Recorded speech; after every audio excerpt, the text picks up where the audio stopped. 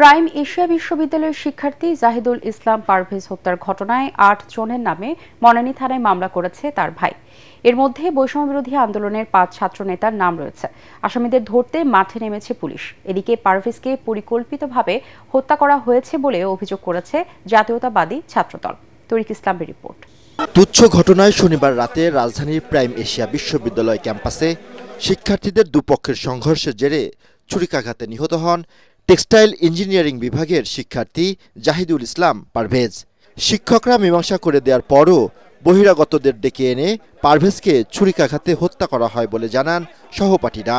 হত্যায় জড়িতদের গ্রেফতারের দাবি জানিয়ে বনানী থানার সামনে মিছিল করে জাতীয়তাবাদী ছাত্রদল। পরে রাজধানীর বনানী থানায় বৈষম্য বিরোধী ছাত্র আন্দোলনের ৫ নেতাসহ ৮ জনকে আসামি করে হত্যা মামলা করেন নিহতের ভাই। পারভেজ ইসলামের উপর চালানো এই হামলা ছিল পূর্ব পরিকল্পিত। এদিকে পারভেজকে ছাত্র দলের সক্রিয় কর্মী দাবি করে জাতীয়তাবাদী ছাত্র দলের অভিযোগ, পরিকল্পিতভাবে তাকে হত্যা করা হয়েছে।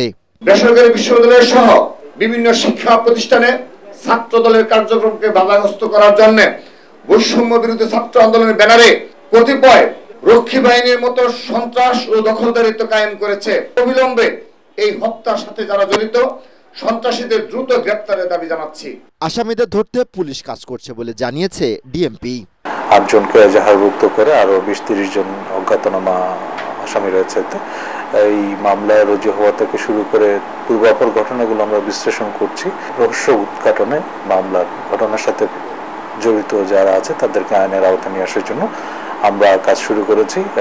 আশা করি আমরা দ্রুততম সময়ের মধ্যে এই মামলার প্রকৃত রহস্য উদ্ঘাটন করতে সক্ষম হব। সহপাঠীদের অভিযোগ, বিশ্ববিদ্যালয়ে নতুন ভর্তি হওয়া ৩ বন্ধু মেহেরুল ইসলাম, মহাতির হোসেন ও আবু তোহা এই হত্যাকাণ্ডের সাথে জড়িত। তরিক ইসলাম, এটিএন বাংলা, ঢাকা।